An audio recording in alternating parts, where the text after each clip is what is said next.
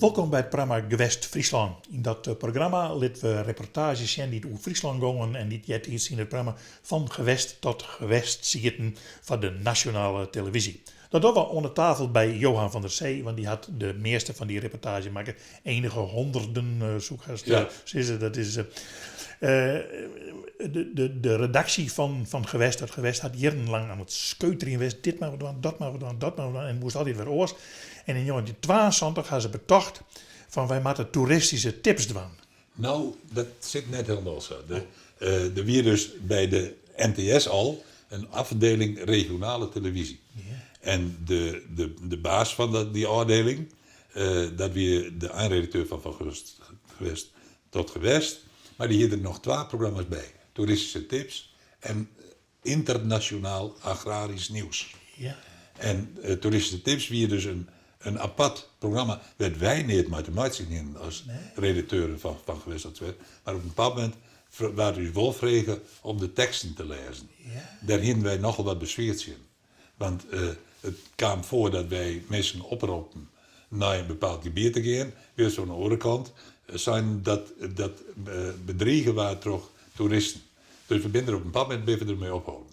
Toen hadden ze inhield om die teksten te lezen. Ja, nou, ik zie hem even een voorbeeldje zien van hoe het Schipvaartmuseum een toeristische tip. Uw aandacht graag voor Sneek. Daar ligt aan het Kleinzand het goed ingerichte en verzorgde Friese Scheepvaartmuseum.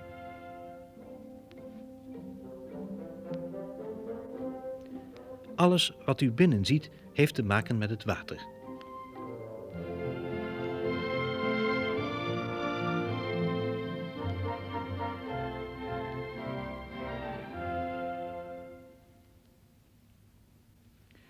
Veel schilderijen en modellen van allerlei scheepstypen. Voor liefhebbers van de watersport en van de geschiedenis van de zeilschepen is een bezoek aan dit museum bijzonder aan te bevelen.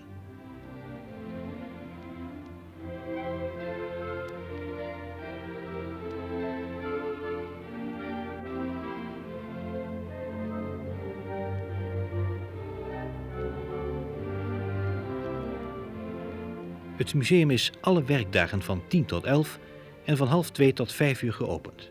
Op zon- en feestdagen is het gesloten.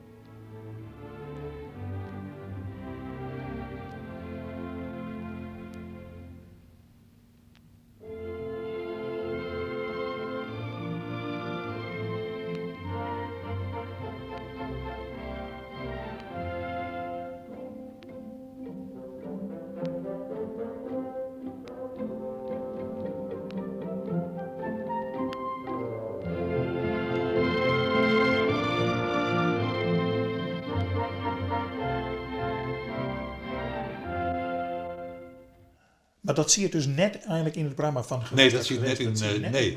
Nee, Huub Mans, de collega die deze tekst leest, wie wel een collega bij Gewest. Maar die leest het vrij vaak, want Huub kwam echt bij de radio bij en die kon heel goed teksten lezen. En de muziek altijd is kort jakje ziek, nou goed, dat zeker. Dat had een oorwerk uit zo, denk ik. Maar nou ja. Goed. We beginnen naar 1970. Had Sto een prachtige reportage maken over Abe Bonnema. Ja. Vertel door eens eerst wat over Abe Bonnema. Nou, Abe komt uit hetzelfde dorp als bij ik bij kom. Uit Stiens. Daar konden we elkaar ook wel voor. En wij maakten nogal wat reportages over architecten. En ik wil altijd alles een keer wat bij Abe doen. En toen wie het gebouw van de sociale dienst in Jout. Dat we krijgt kleer en dat we de aanleiding om wat meer over Abe te letten. Later had ik het nog een paar keer doen. Oké. Nou, dat laten we nog net zien, maar we laten het programma uit 1970 zien. Maar dan begint dus met het zien High Crowd, dat het programma van het gebouw van de Giro. Ja. Dus even zien later, wat had die man al hier maken? Ja, later had er een hele hege toren in jouw deel zit. Ja. Maar dit was zijn eerste hege tour, denk ik, zo niet zien. Nee, dan laten we het zien. Het programma uit 1970.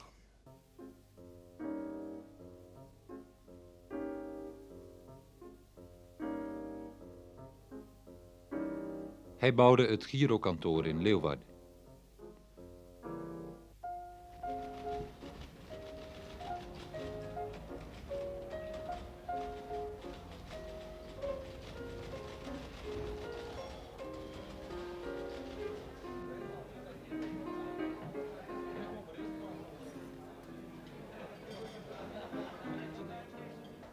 Een bankgebouw, ook in Leeuwarden, van buiten en binnen helemaal van staal.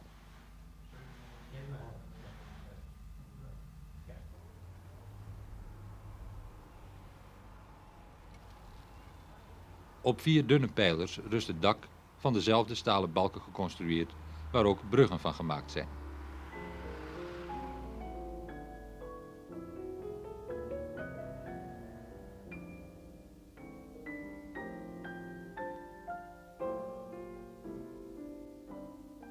Zijn eigen woonhuis, van buiten en binnen helemaal van hout. Het staat al 15 jaar, maar valt nog steeds erg op.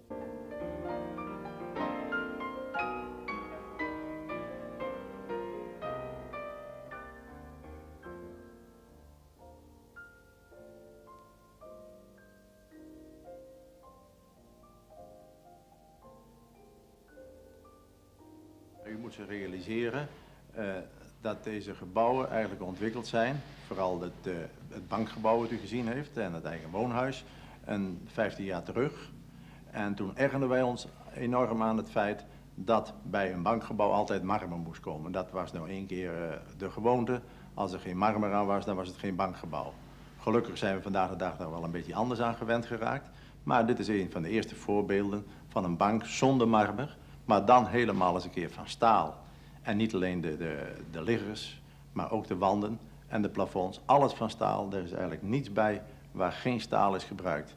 En tot overmaat van ramp voor velen toen die tijd moest dat staal ook nog een keer allemaal zwart geverfd worden. En het is een beetje uit balorigheid ontstaan, dat bankgebouw. En hetzelfde kunt u eigenlijk van het woonhuis zeggen. Daar zijn dingen in verwerkt die men niet kende. En dat wilden wij eens een keer aan die mensen proberen over te dragen hoe het ook zou kunnen. En dat doet heel goed. Ja, maar dat kun je natuurlijk niet overal doen. Dit zijn al uitzonderingen. Dit zijn uitzonderingen om eens een keer dit aan te geven. Maar het is nog niet zo lang geleden, ook een jaar gewacht, dat we met die woonerven begonnen. U weet, die minister heeft daar regels voor bedacht, voor die woonerven. De onderzoekingen hebben uitgewezen, niet alleen in Nederland, maar ook in Europa, dat die woonerven eigenlijk de betere vorm van stedenbouw is geworden. De vermenging van voetganger en automobilist. Of met andere woorden, de automobilist die moet zich daar als een ijzeren voetganger gedragen. Maar ja, 8 jaar geleden was dat voor de Raad heel veel moeite, kostte dat, om daar een goedkeuring aan te geven. En toen hebben we gezegd, luister eens, dat hele stedenbouwkundige plan van 400-500 woningen doen we niet. We nemen een experiment met 27 woningen en we kijken eens hoe dat uitvalt. En daar blijft het dan nu ook bij. Bonnema is niet gauw geneigd de geëikte paden te bewandelen. Bij dit bejaardencentrum Erasmus Hiem, dat in Leeuwarden in aanbouw is, probeert hij het autoritaire wat die gebouwen vaak hebben te doorbreken. Geen gesloten front met een enorme toegangspoort, maar meer gebouwen van verschillende hoogte, waar de hoofdingang straks niet zo nadrukkelijk aanwezig zal zijn. Hier in dit stukje Leeuwarden, aan de rand van de binnenstad, moest volgens de bestuurders een flat komen. Er staan nu ruim 70 eensgezinswoningen op die plaats, ruim 1 hectare groot. Het past beter bij de omgeving dan een flat. Waar bouw je nu het liefst? Het liefst bouw ik in binnensteden, ja. En waarom? Omdat je daar rekening moet houden met de bebouwde omgeving. En dat is voor ons het allerboeiendst. Als ik als voorbeeld neem de Amsterdamse grachten. Daar weten we allemaal dat er in de 17e, de 18e eeuw, 19e eeuw en 20e eeuw gebouwd is. Daar hebben ze in al die tijdperken rekening met elkaar gehouden. Dat is ook een van de boeiende dingen aan die grachten. Wij proberen dat nu ook in onze oude stadsweken. Rekening houden met de bebouwde omgeving. Maar dat doen we vaak op een hele armoedige manier. We hebben een angst om eigentijdse materialen toe te passen. En we grijpen terug tot ambachtelijke bouwmethoden die erg arbeidsintensief zijn. Het zijn vaak van die Anton Pieck-achtige huisjes waar dan iedereen bij staat te kwijlen. En iedereen vindt dat romantisch. Maar volgens mij zijn we met die bouwwijze op de verkeerde weg.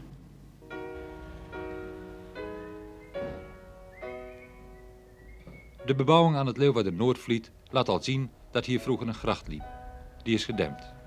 Op de plaats van de nieuwbouw stond een pakhuis. Nu is er het kantoor van de gemeentelijke sociale dienst gevestigd en aan de voorkant 13 gesubsidieerde huurwoningen.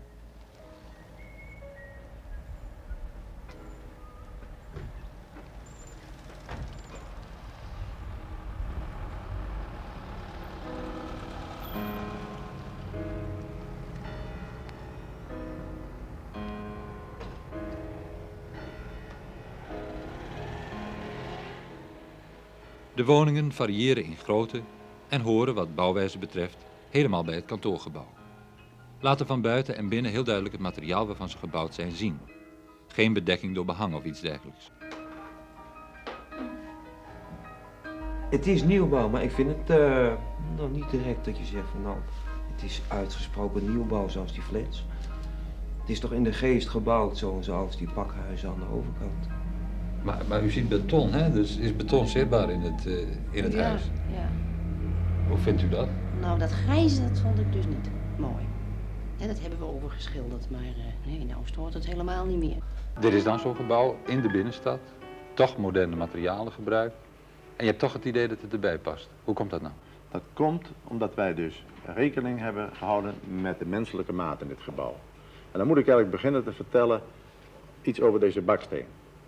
Want dat heeft met deze kolom te maken. Die baksteen die is gemaakt met de handen van de mens in een vormbak. En die maat van 10 bij 20 centimeter ongeveer van die baksteen, die is niet zomaar ontstaan. Maar die is zo gemaakt dat een metselaar die makkelijk in de hand kan houden. Dat hij er makkelijk mee kan werken. Dus die hand van die mens. Nou, als we deze kolom hier zien. Dit is niet gemaakt naar die hand van de mens. Dit is gemaakt door een grote machine. En die hebben veel andere handen dan die mensen, dat is duidelijk.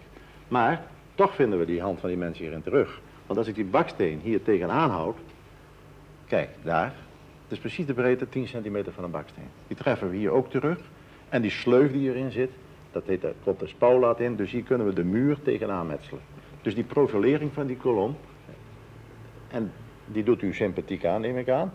Sympathieker vaak zegt men mij dan een rechthoekige kolom. Dus die profilering van die kolom, die is helemaal gemaakt naar die baksteen. En dus rekening gehouden met de menselijke maat. En zouden mensen dat zien? Zou hen dat opvallen? Dat zien ze niet. Maar zoals je begonnen bent te zeggen, hey, dit gebouw doet wat sympathiek aan en het is door grote machines gemaakt. En hoe kan dat nu? En ik heb proberen te verklaren, dat je zegt, kijk eens, we hebben die maat van die mensen in verwerkt. Die metselsteen, die ziet u daar. En overal treffen we die kleinschaligheid, die maat van die mens, in die grote elementen weer terug. Dus eigenlijk een samenspel van de grote elementen van die grote machine en die hand van die mens en die baksteen. En dat samenspel, dat doet u juist sympathiek aan. Je ziet hier heel duidelijk de constructie. Is het bewust gedaan of was er geen geld meer? Nou, geen geld meer wil ik niet zeggen, maar in de eerste plaats bewust gedaan. Waarom zul je niet een constructie laten zien? We hebben vaak de neiging gehad, en vooral na de oorlog, om de constructie weg te stoppen. Dat zie je vaak in gebouwen, dat er plafonds in moeten komen. Maar we hebben gezegd, hier heb je deze kolom. Je ziet die uitsteeksels aan die kolom. Die waren nodig om die balken te laten ondersteunen. En laten we ook eerlijk die leidingen van de verwarming, waarvoor moeten we die wegstoppen? Als er wat mee is, kun je er altijd makkelijk bij. En we hebben hier een verwarming en je mag een verwarmingsleiding zien. En we deden dat vroeger ook. We hebben de Friese boerderijen bijvoorbeeld. Daar zie je ook de grote spanconstructies en die dikke balken en die dikke hanenbalken overal. En daar is niet aan gedacht. Het was ook niet nodig om die dingen weg te stoppen. Maar het spreekt ons allemaal wel eraan. Je proeft als het ware hoe dat gebouw in elkaar zit. En ik vind dit een bouwwijze waarvan je kunt zeggen, nou eerlijk bouwen, eerlijk laten zien. Hoe hebben we het gemaakt, hoe zit het in elkaar, stop niks weg. Laat het zien en bovendien is het natuurlijk aanmerkelijk goedkoper. En we hebben ook gezien dat de montage van zo'n gebouw vrij snel gaat. Het doet mij een beetje denken aan een bepaald soort speelgoed waar je allerlei dingen in kunt schrijven. Ja, het is als een soort mechanodoos in elkaar gezet. Het was ook een noodzaak, want de opslag in deze stad, en dat heb je met alle binnensteden, die is er haast niet. Waar moet je je materialen kwijt? Je moet ervoor zorgen dat zoveel mogelijk niet op de arbeidsplaats in elkaar gezet wordt, maar in de fabriek gemaakt wordt.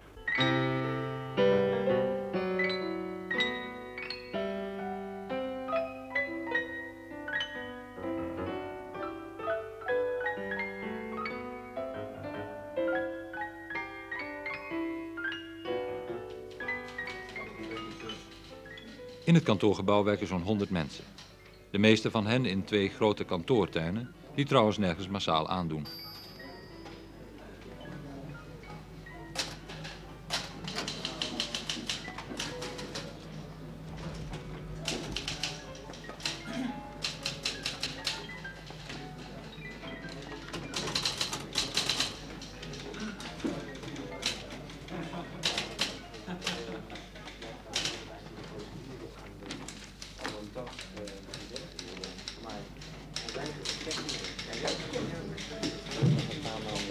tijd hebben. Ja, dat heeft doet hij al 3 jaar, dus dat zie je dus niet.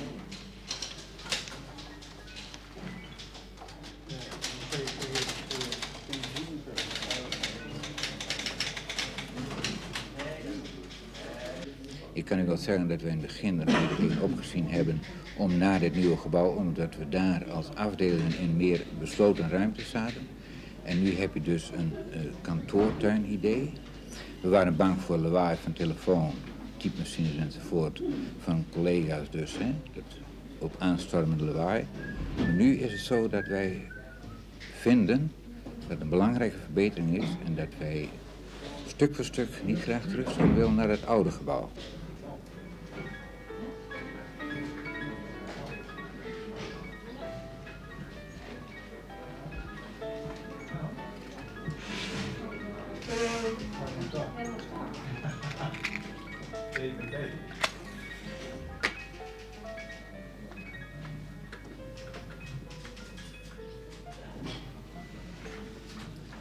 Je kunt dus zeggen van hier is een gebouw tot stand gekomen waarvan men vindt dus dat het in de binnenstad dus een opleving betekent. Dat het aan het Vliet weer kleur heeft gegeven.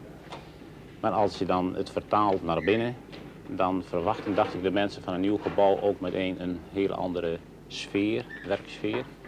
Die is ook wel, dacht ik, ten dele tot stand gekomen. Maar er zijn ook ervaringen bij waarvan men zegt van dat men toch weer wat zich neigt naar het oude. En dat men dus bepaalde kamers mist, scheidingen mist. Aan de ene kant pleit men vandaag voor openheid. Aan de andere kant zie je toch vaak dat mensen moeten wennen aan veranderingen en toch wel het nieuwe niet zo gauw aanvaarden. De kleinere kantoren wijken in bouwwijze niet af van de rest.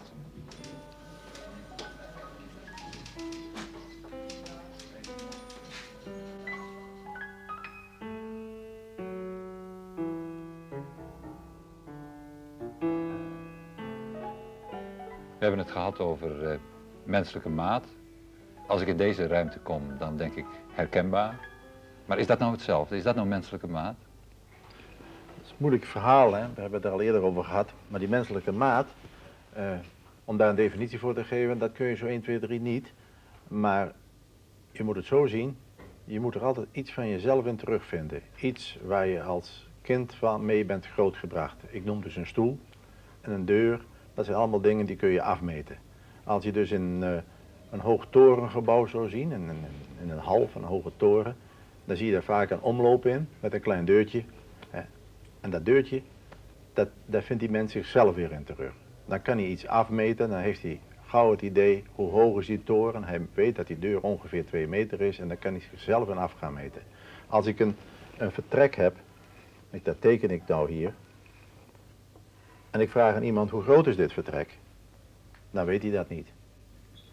Al zou ik zeggen dat vertrek is 4 bij 6 meter, dan zegt hem dat iets meer, maar nog niet veel. Maar als ik in hetzelfde vertrek een stoel zou gaan tekenen, dan voelt hij dat het een behoorlijk groot vertrek is. Zou ik die stoel veel groter in hetzelfde vertrek tekenen, dat ligt dan hier, en teken ik hier die stoel in, dan weet ik dat het maar een heel klein hokje is waar die hier zit. Deze dingen, en ik geef je dan een enkel voorbeeld van, als je dat in de architectuur kunt verwerken, dan praat je van een menselijke maat. Je wilt er iets van jezelf in terugvinden. De kreet schaalloosheid, die is er eigenlijk analoog aan.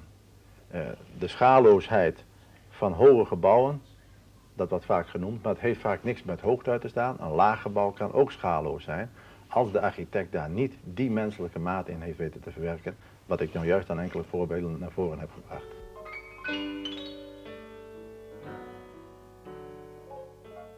Menselijke maat op de binnenplaats. Een heerlijk uitzicht vanuit de kantoorruimtes en een mooi plekje om bij mooi weer de pauzes door te brengen. Met uitzicht op het kantoor.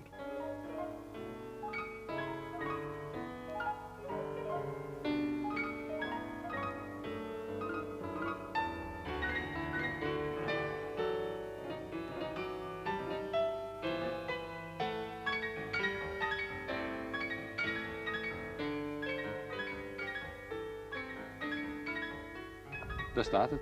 Ja. Passend in de binnenstad. Maar dat is natuurlijk geen kunst, als het een echt duur gebouw is. Ja, maar daar gaat het juist om. Het is niet dat we eigentijds gaan bouwen, waar ik steeds over gesproken heb. Maar het bouwsysteem is ook zo dat het een goedkoop bouwsysteem is. De voordelen heb ik al eerder genoemd. Snelle montage. In enkele weken was dit gebouw zat in elkaar. En de mogelijkheden, en dat kun je hier zien, van uitbreiding van zo'n gebouw. Je ziet die uitsteeksels allemaal. Dus als zo'n gebouw uitgebreid moet worden, kan het op een hele eenvoudige manier gebeuren. Dus we hebben dus eigenlijk twee dingen. Dat je dus eerlijk bouwt in deze tijd, met deze materialen, maar je het ook economisch bouwt. En daar gaat het uiteindelijk om.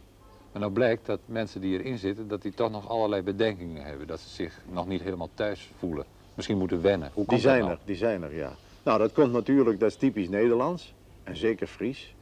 Als het wat anders is dan anders, ja, dan moet men wennen.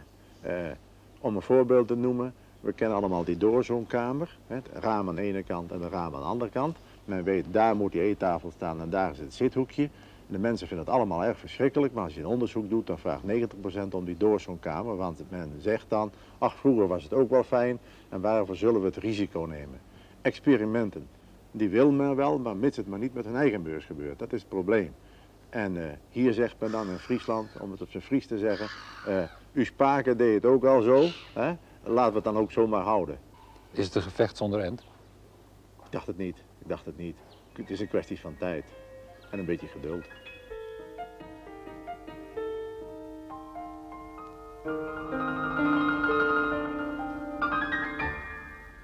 Tijd en geduld, vreeg het Abe Bonnemanhuis. Tijd en geduld om te accepteren wat hij bedenkt. Dat denk ik echt, ja.